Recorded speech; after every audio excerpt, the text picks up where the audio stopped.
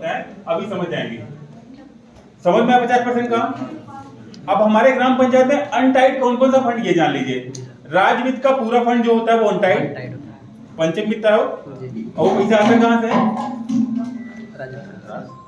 राज्य सरकार की कर से जो भी आय होती है उसका 5% पंचायतों में जाता है। पंचायत जब भी बात करेंगे तीनों आती हैं, क्षेत्र पंचायत, ग्राम पंचायत, जिला पंचायत, अकेले पंचायत प्रधान नहीं है, ठीक है। तो वो पैसा क्या है हमारा? राज्य वित्त का अनटाइड, ठीक है, वो हो गया। उसके बाद केंद्रीय वित्त का 40% वो अनटाइड है।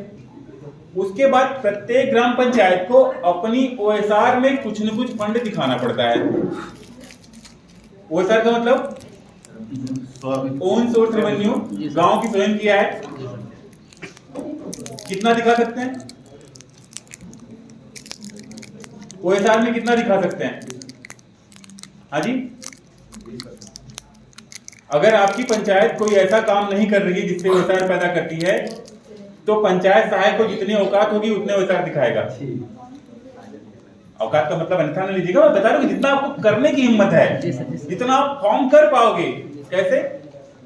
अभी सर ने बताया आपको कि पंचायत भवन में जो हम सुविधा देंगे उसका 10 रुपए पंचायत के ओएसआर खाते में जमा होगा, 10 रुपए बीएलई लेगा और 5 रुपए पंचायत सहायक लेगा, ठीक है। तो आप जितना तुम मेहनत कर पाओगे उतना ओएसआर दिखाओ, जितना 10 रुपए जोड़ पाओगे। बात समझ में? लेकिन अगर हमारी पंचायत कुछ ऐसा काम करती है जिससे ओएसआर पैदा कर सकती है, जैसे राजस्व के कुछ अपना बढ़ा सकते, जैसे तालाब है, पेड़ पौधे, सरकारी जमीन को कोई और चीज है तो उसको राजस्व के आय से बढ़ा के इसमें जमा कर सकते हैं। प्रधान जी, राजस्व वाली बात ठीक है। अभी एक सिस्टम देखिए, नगर पंचायतों में क्या सिस्टम है? नगर पंचायतें टैक्स लेती हैं, ग्राम पंचायत नहीं ले सकती। ग्राम पंचायत लेगी तो प्रधान जो है लोकप्रिय हो जाएगा, सब लोग कहेंगे यार अभी तक तो हुआ नहीं। लेकिन पंचायती अधिनियम में भी नियम है कि पंचायतें टैक्स भी लगा सकती हैं, नियम है अधिनियम में। देखिए अभी हम अगर देखें ग्राम पंचायत का सिस्टम क्या है, जो पैसा सरकार को देती क्यों देती है? थोड़ा सा मैं सिस्टम से हट के बात कर रहा हूं। जो सरकार पैसा देती है वो पैसा अनुदान है। अनुदान किस लिए? कि अपनी ग्राम पंचायत को हम विकसित करें, विकसित करके नगर पंचायत के लेवल पे ले जाएं, ठीक है। तो उसी लिए आती है। तो उसका एक सिस्टम ये बना हुआ है कि हम लोग क्या करें, अपने पंचायत में कुछ न कुछ स्वयं की आय पैदा करें। अब वो पंचायत भवन बन गया तो पंचायत भवन से पैदा करें। जैसे गांव के लोग जाएंगे बाहर 100 रुपए देंगे, यहाँ 30 रुपए देंगे, उनका काम भी जल्दी हो जाएगा और उससे पंचायत की कुछ आय बढ़ेगी। उसके अलावा अब पंचायत अपने पंचायत की जमीन, अपने पंचायत की रिसोर्स यूज करके कुछ अगर ऐसे काम कर सकती है जिससे क्या हो, पंचायत की आय बढ़े। जैसे मान लीजिए पंचायत ने नर्सरी व्यवस्था कर दी। अब उसमें क्या किया कि पेड़ पौधे बेच करके आसपास की नगर पंचायत वहां से पैसे निकाल लेंगे। पिछली बार मैं गाजीपुर गया था तो वहां प्रधान जी थे, उन्होंने एक ऑफर दिया कि हमारा जो है पंचायत भवन बड़ा सा है, उसके ऊपर पूरा हम मैरिज हॉल बनवाएंगे और जो भी लोग हमारे पंचायत के बाहर जाते हैं शादी विवाह करने के लिए उनको यही आमंत्रित करेंगे कि आप यहाँ करिए। बाहर 1 लाख देते हैं, यहाँ 30,000 दीजिएगा। साल भर में अगर 10 लोग कर लिए तो भी 3 लाख हमारे पास हो गया, वो भी उठा करके हम अपने गांव में। तो अगर आपके पंचायत में कुछ ऐसा सिस्टम है तो आपका ओएसआर ज्यादा होगा। अगर ऐसा सिस्टम नहीं है तो इसका मतलब ओएसआर में ज्यादा फंड। अमूमन हम लोग क्या करते हैं, कार्ययोजना को ज्यादा बढ़ाने के लिए, ज्यादा बताने के लिए ओएसआर में ज्यादा फंड डालते हैं। जो एक्सपर्ट होंगे 2-4 अगर इतने होंगे ही, कुछ सचिव बंधु हमारे जानते होंगे, ओएसआर में उतना ही फंड लेना है जितना आप कर सकते हो, गांव पंचायत कमा सकती है। बात समझ में आई? आई समझ बात? ओएसआर में उतना पैसा डालना है जितना हमारी ग्राम पंचायत कमा सकती है। क्लियर? ठीक है। तो अनटाइड में कितना फंड आ गया? ओएसआर का फंड, पंचम वित्त आयोग का पूरा फंड और केंद्रीय वित्त आयोग का 40%। इन तीनों को जोड़ लिया, ये तीनों हमारे अनटाइड हो गए। अब इन तीनों को जोड़ के उसका 25% निकाल लो। एकदम सूत्र बता रहा हूं आपको। इन तीनों को जोड़ के उसका 25% निकाल के अब उस 25% पैसे को हम ये जो थीम संकल्प लिए हैं इस पे हमको एलोकेट करना है। बात समझ आई? सर रिपीट करना एक बार। हाँ जी, एक बार और रिपीट कर दीजिए सर जी। हाँ, अनटाइड फंड समझ में आया? हाँ सर। हाँ सर, इसी को अनटाइड फंड में हाँ सर। अनटाइड फंड का 25% धनराशि इस संकल्प वाले थीम पे लोकेट करना है।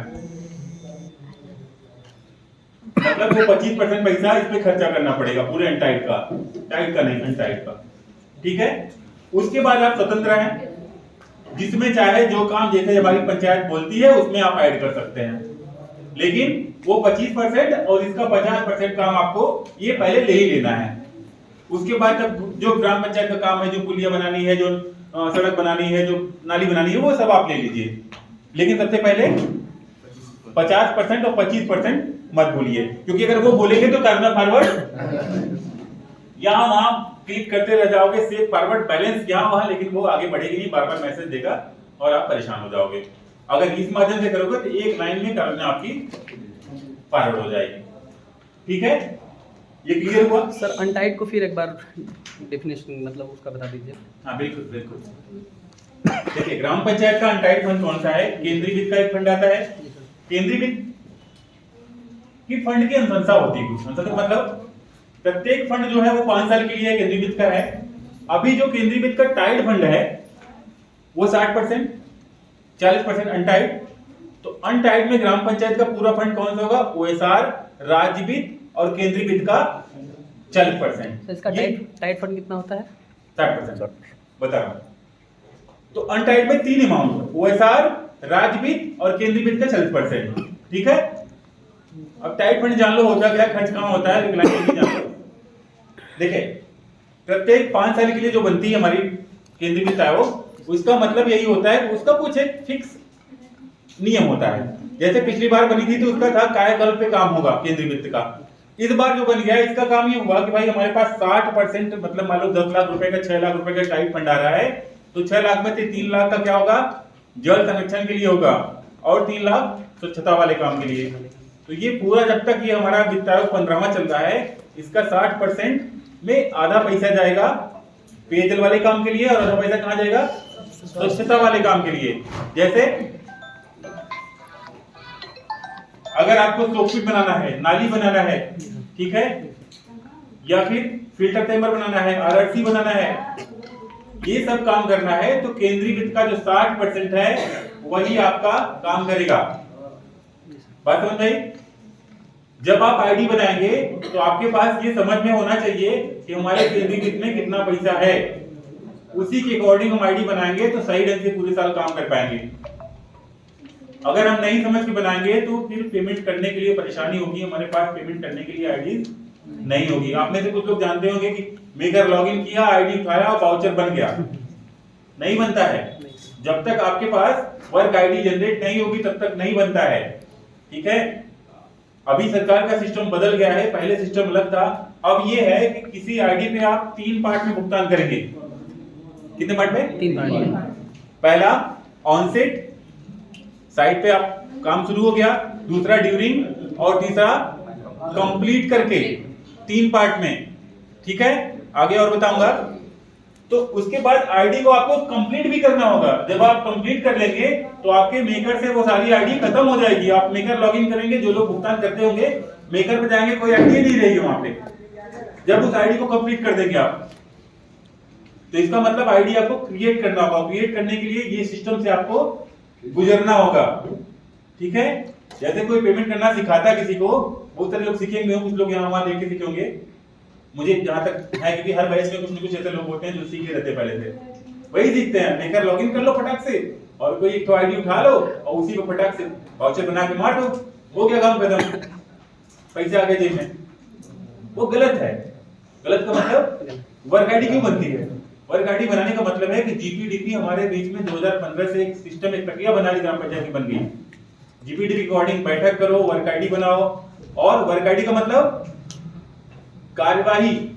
कार्यवाही क्या होती पता है? प्रधान जी लोग जानते होंगे, आप सभी पंचायत में आगे जानते रहो। कार्यवाही का मतलब उस बैठक का एक प्रमाण देता है कि जो भी काम, जो भी फैसले लिए गए हैं, इन फैसलों में हमारे पंचायत के सदस्य, गांव के लोग, सचिव महोदय, ये सब लोग थे, ये फैसला हमने लिया। और उस कार्यवाही की कॉपी आपके उस जीपीडीपी पोर्टल पे अपलोड होगी जब आप कार्यक्रम अपलोड करोगे। समझ रहे? वो रिकॉर्ड अपलोड होगा, और जब आपने उस रिकॉर्ड को अपलोड किया है उसी के अकॉर्डिंग काम करना है फिर आपको। ठीक है, ये पोर्टल समझ में आया? मैं बहुत तेज बोल रहा हूँ क्या? आगे जाना फटाफट? नहीं सर, आराम से चल रहे हैं, समझ में आ रहा है? चलिए, ये समझ में आ गया पूरा, संकल्प ले लिया, पैसे समझ गए हम, आगे बढ़े। हाजी पीछे तो आवाज नहीं आ रही है। तो पैसा बना के जेब में कब आएगा? पैसा जेब में कब आएगा? हाँ, जी बोला भी आगे आएगा, जी बोला भी आगे आएगा थोड़ी मेहनत के बाद, क्योंकि पैसा बिना मेहनत के नहीं आता है। आगे बढ़े सर, इधर समझ नहीं आ रही जी। अच्छा ठीक है,